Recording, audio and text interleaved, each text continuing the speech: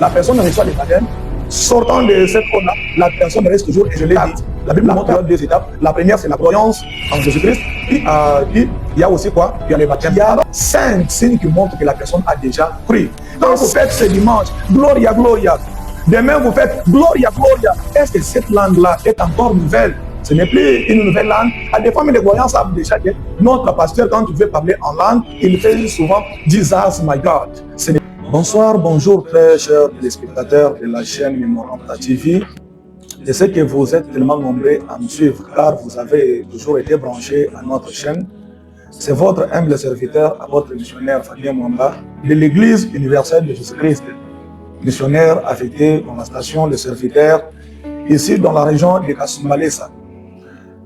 Touché par le Saint-Esprit, avec des révélations divines, nous revenons toujours devant de vos images avec notre grand thème que nous sommes en train de développer, qui tourne autour du baptême. Et aujourd'hui, nous n'allons pas parler de la même manière qu'on avait parlé la fois dernière.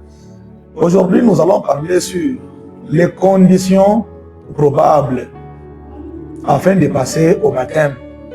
Pourquoi nous voulons parler de la sorte? Car nous avons vu que ce dernier temps, ce n'est que quand la personne vient aujourd'hui, un certain dimanche à l'église, après l'organisation du culte, l'autre peut demander de son choix de baptême. Soit d'un coup là, non, frère, tu as accepté Jésus-Christ. Quelqu'un dit oui, j'ai accepté Jésus-Christ comme sauveur. Directement, on part, on les plonge dans l'eau, qui peut être organisée d'une manière ou d'une autre. Ça peut être une eau réservée à l'église. Cette eau-là peut être quelque part. On achemine quelqu'un là-bas, on les plonge. La personne a reçu le baptême. Alors, quant à la Bible, qu'est-ce que la Bible elle-même nous dit?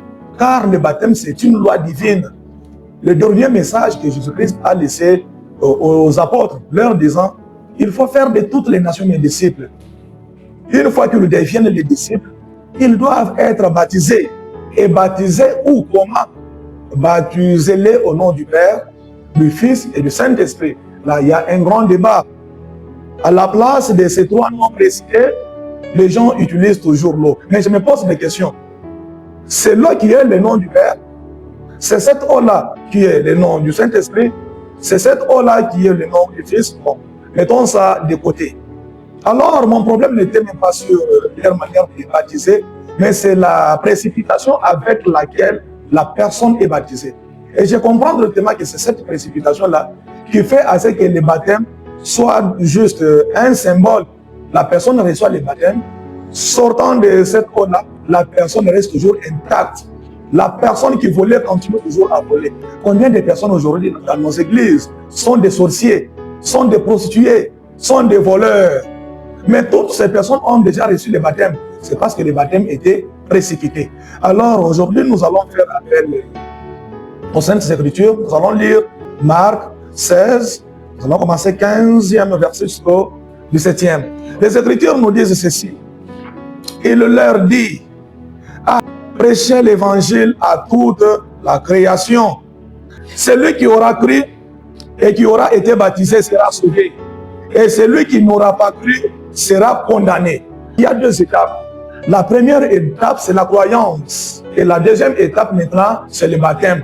Alors, on nous montre les signes qui montrent que la personne a réellement cru.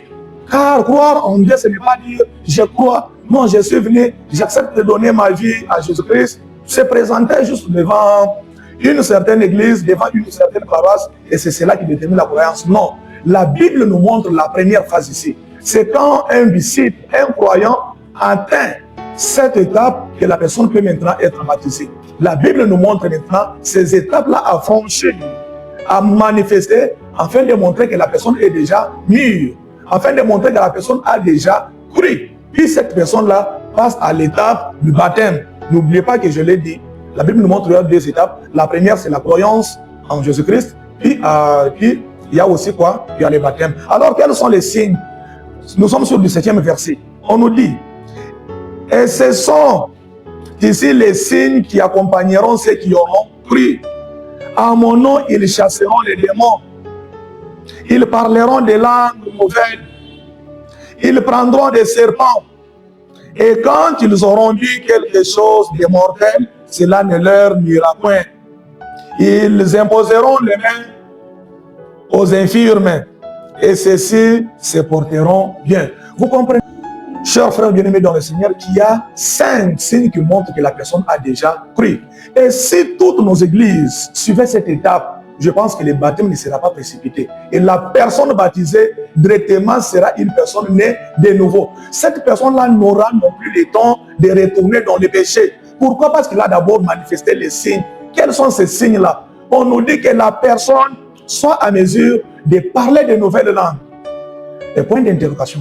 Parler de nouvelles langues, c'est faire quoi? C'est faire gloria, gloria. C'est tout un enseignement. Et dans les jours à venir, nous allons revenir avec ça. Car on dit bien, c'est une nouvelle langue, des langues nouvelles. Quand vous faites ce dimanche, gloria, gloria.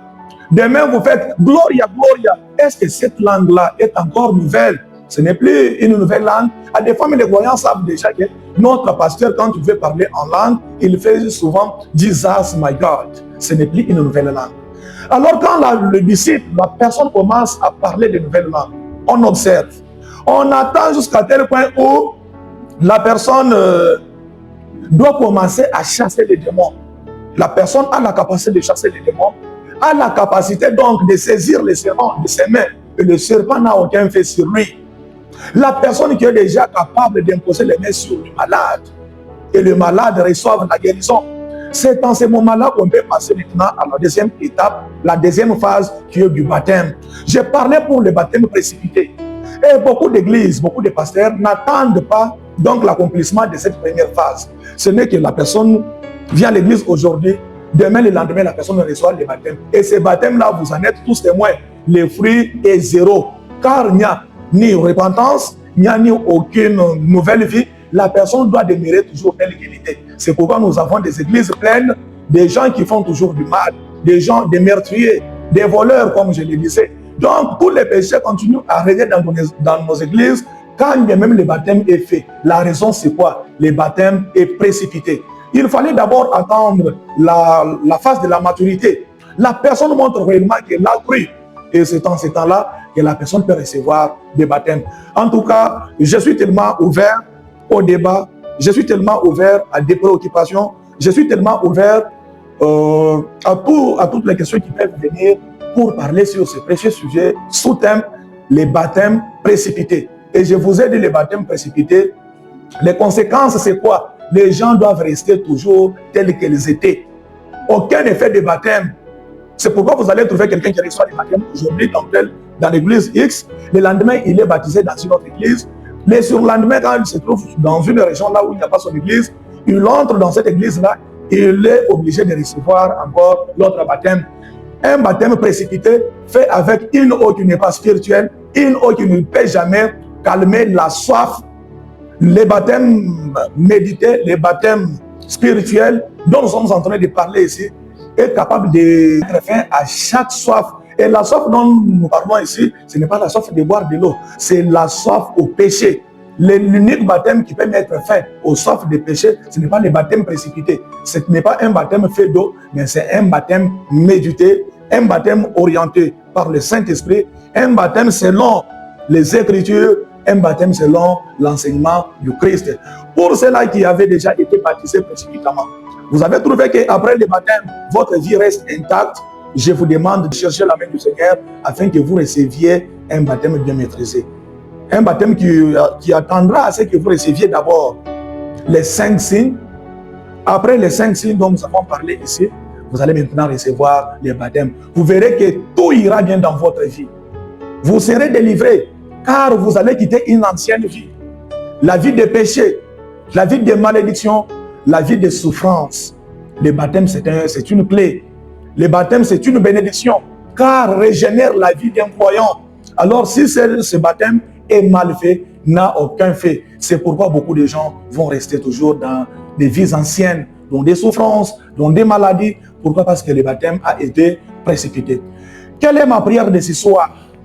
Ma prière, c'est que Dieu puisse ouvrir vos yeux, Dieu puisse toucher vos cœurs, afin que vous cherchiez à être baptisés selon le Saint-Esprit. Que vous receviez un baptême médité, pas un baptême précipité qui n'a aucun fait, ni sur l'âme, ni sur la spiritualité de l'homme. Or, le baptême a pour but que la personne puisse naître de nouveau, que la personne puisse recevoir une nouvelle vie. La nouvelle vie que vous êtes en train de chercher, vous allez la trouver dans un baptême médité.